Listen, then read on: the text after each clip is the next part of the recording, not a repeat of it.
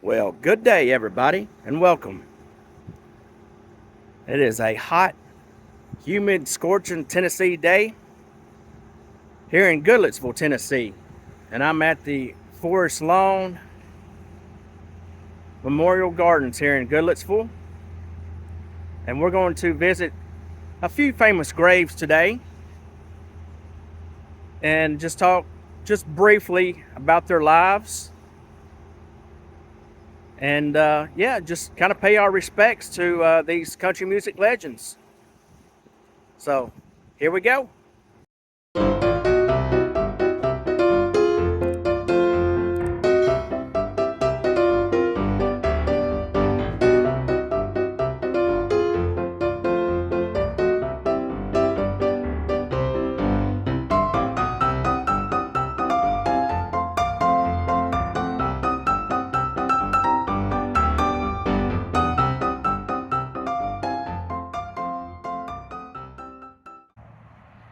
And that right there is the entrance to Forest Lawn Memorial Gardens here in Goodletsville. So when you come in, you'll hang a left, and this section right here between these two roads is known as Music Row. And you will find several graves of famous country music singers, songwriters.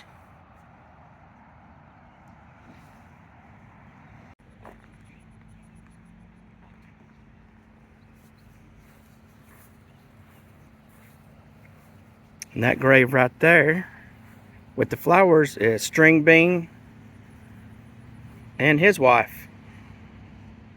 Here is the grave of David Aikman, also known as Stringbean. And right beside him is his wife, Estelle. So Stringbean was born in 1916 and died in 1973. His wife, Estelle, was born in 1914 and died in 1973. See a fly fishing rod there, and then over here you got the banjo for Stringbean. He was a banjo player. He was on Hee Haw. He was a comedian and country musician. He was one of the top musical stars of Nashville, Tennessee's Grand Ole Opry. He's best known for one of the original members of the comedy and country music television variety show Hee Haw, like I mentioned. He and his wife were killed in 1973 by burglars who heard rumors about them storing cash in his house. They laid in wait until the Aikmans arrived home from the Ryman Auditorium, where they did the Grand Ole Opry that night. The Aikmans were known not to trust banks, and Stringbean always carried several $1,000s at a time in his overalls, which he frequently showed to friends and associates. After killing the Aikmans, the burglars packed several valuable items, including several firearms, in a pillowcase. The morning after, the Aikmans' friend and neighbor, Lewis Marshall, also known as Grandpa Jones, he discovered the bodies of both of them. He alerted the police and then testified in court and positively identifying one of the stolen pistols as one that he had given to Stringbean. In 1996, someone discovered $20,000 of the Aikmans' cash hidden above the fireplace in their home. The killers turned both in return received life prison sentences. One died in prison while the other was paroled in 2014 against much protest from friends and family of the Aikmans. So yeah, they were murdered 1973 after performing in the Grand Ole Opry. And just right over from Stringbean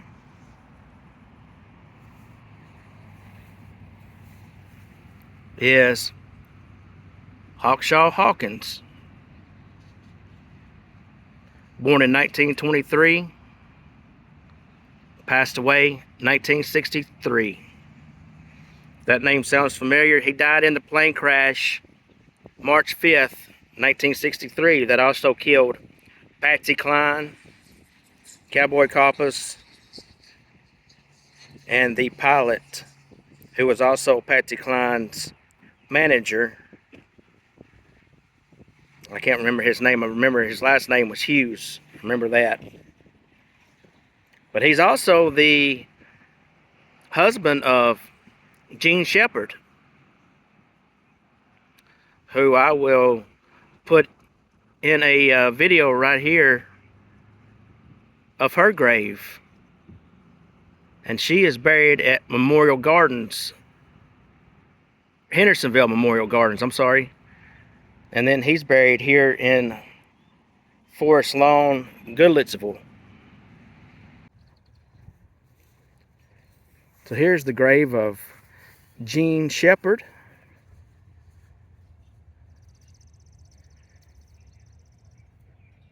November 21st, 1933. She passed away on September 25th, 2016.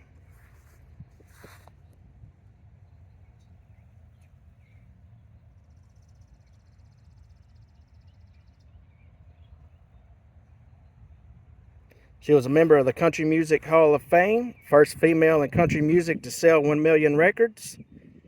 Jean was the only female to have been a member of the Grand Ole Opry for over 60 years. 73 of her singles made the country music charts. At the time of her passing, she had recorded 63 albums. Her words to all: love me while I'm living, please don't wait until I'm gone, and then chisel in marble warm love words on ice cold stone.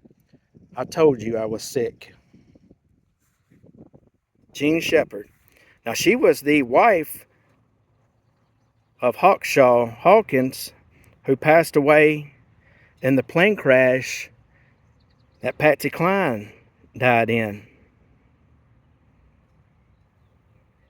And I have no idea why they're not buried together. But she's buried here at Hendersonville Memorial Gardens, and he's buried at another cemetery. I'm not sure exactly where at, but it's not here. Jean Shepard. I remember her being on the Grand Ole Opry many, many nights. Listen to it.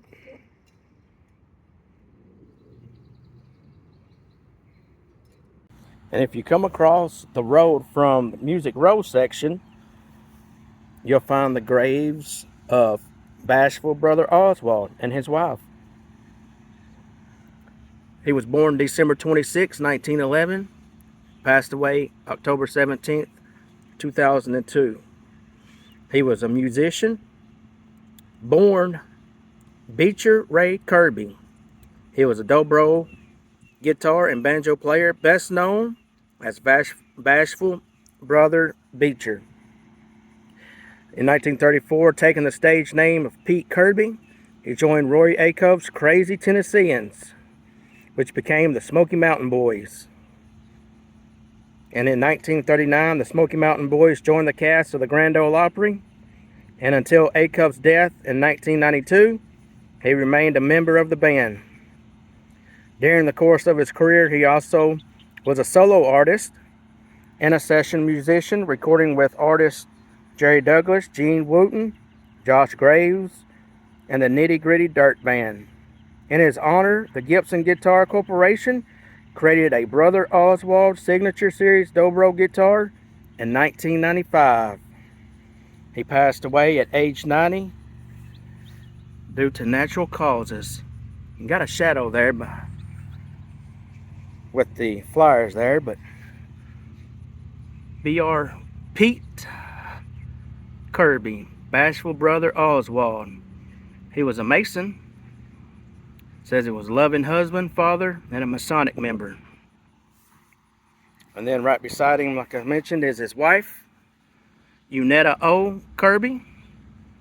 She was born December 10th, 1926. Passed away May 28th, 2019. A loving wife, mother, and grandmother.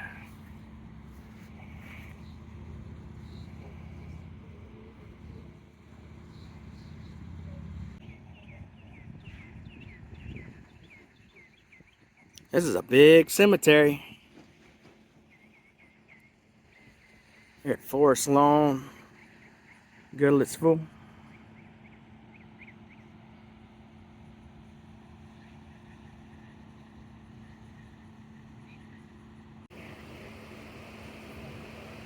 And when you come in, like I mentioned, hang a left, there's the Music Row section.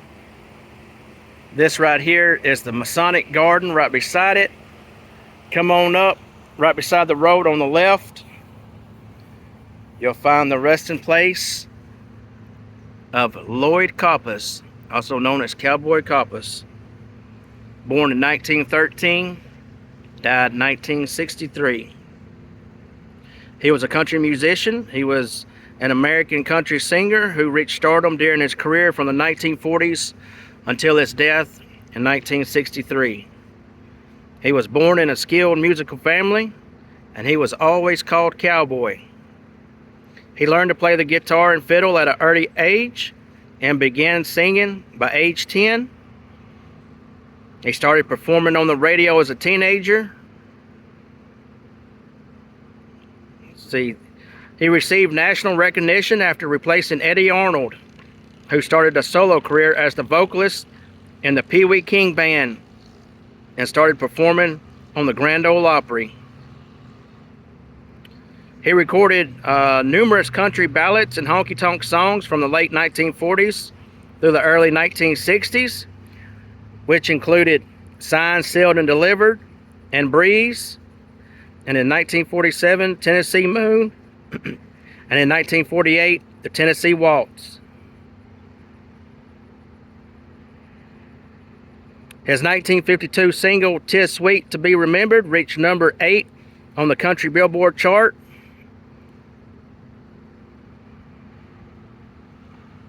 And in 1963, unfortunately, him, Patsy Cline, Hawkshaw Hawkins, and Patsy Cline's manager, who was also the pilot of the airplane. That plane went down, and those 4 individuals lost their lives on March 5th, 1963.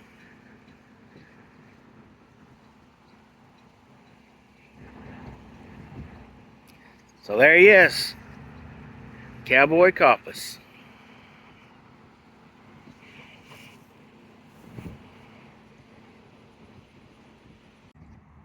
And right beside of Cowboy Copus is the grave of Randy Hughes. Ramsey D. Hughes, born 1928, passed away in 1963. And he was Patsy Cline's manager, and he was also the pilot of the plane that crashed in March of 1963 that killed him, Cowboy Copus, Hawkshaw Hawkins, and Patsy Cline.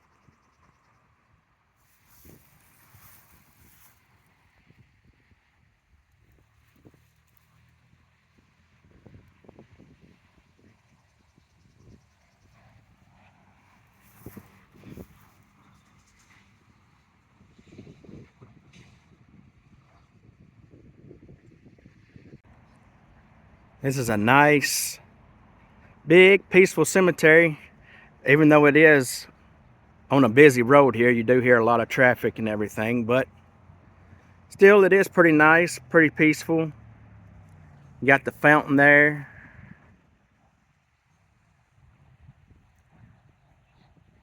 But anyways, guys, that's going to do it for this video. I hope you enjoy it. appreciate you watching. Really helps out a lot. I truly do appreciate all the watches, comments, subscribes that I get. And I do hope that you do subscribe and like this video and comment whether it's good or bad, and share it out with other people that may know who these country music legends are. So, like I mentioned, I hope you enjoy the video. And until next time, I'll see you real soon. Thank you. And good night.